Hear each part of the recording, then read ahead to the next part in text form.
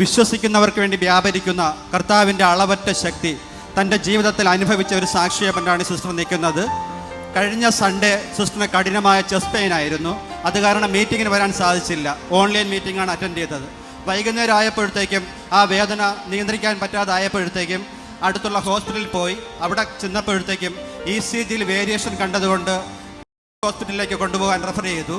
പക്ഷേ ആ സമയത്ത് തന്നെ സിസ്റ്റർ ബ്രദറിന് ഒരു മെസ്സേജ് അയക്കാൻ വേണ്ടി ഹസ്ബൻഡിനോട് ആവശ്യപ്പെട്ടു. പക്ഷേ സിസ്റ്റർ പറയുന്നു, ബ്രദർ ഇവിടുത്തെ മീറ്റിംഗ് കഴിഞ്ഞ് പാറശാലയിലേക്ക് പോകുന്ന സമയമാണ്, ഒരിക്കലും ആ മീറ്റിംഗ് കാണാനുള്ളൊരു സാഹചര്യമില്ല. പക്ഷേ സിസ്റ്റർ പ്രാർത്ഥനയോടെ അത് കാണണമേ എന്നുള്ളൊരു ആഗ്രഹത്തോടെ ആയിരുന്നു. അവിടെ ചെന്നപ്പോഴത്തേക്ക് കാഷ്വാലിറ്റിയിൽ കൊണ്ടുപോയി.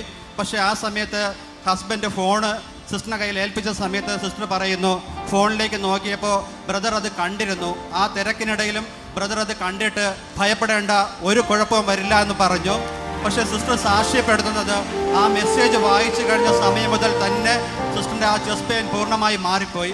പക്ഷേ ഹോസ്പിറ്റലിലുള്ള ആൾക്കാർ, ആ ഡോക്ടേഴ്സ് അത് കൂടുതൽ റെഫർ ചെയ്യാൻ വേണ്ടിയിട്ട് ഒരു ദിവസം അവിടെ അഡ്മിറ്റ് ആവണമെന്ന് പറഞ്ഞു. 3 പ്രാവശ്യം ECG എടുത്തു, എക്കോ എടുത്തു. പക്ഷെ അതിലൊന്നിലും ഒരു കുഴപ്പമില്ല. നല്ല സന്തോഷമുള്ള കാര്യമാണ്. ഞാൻ ഈ ചേച്ചിയുടെ മെസ്സേജ് കണ്ടത് ഓർമ്മിക്കുന്നു. ഞങ്ങൾ സോളി ഞാനും കൂടെ ഒരുമിച്ച് പ്രാർത്ഥിച്ചു അതിനു വേണ്ടി. ദൈവം ചെയ്ത ഉപകാരങ്ങൾക്ക് നന്ദി. ഒരു സാക്ഷി കൂടെ പറയാനുള്ളത്, സിസ്റ്ററിൻ്റെ മകൻ സൗത്ത് ആഫ്രിക്കയിലാണ്. 6 വർഷമായി വിവാഹം കഴിഞ്ഞിട്ട് കുഞ്ഞുങ്ങളില്ലായിരുന്നു. ഇടയ്ക്ക് ഒരു പ്രാവശ്യം അബോർഷനായി പോയെന്ന് പറയുന്നു.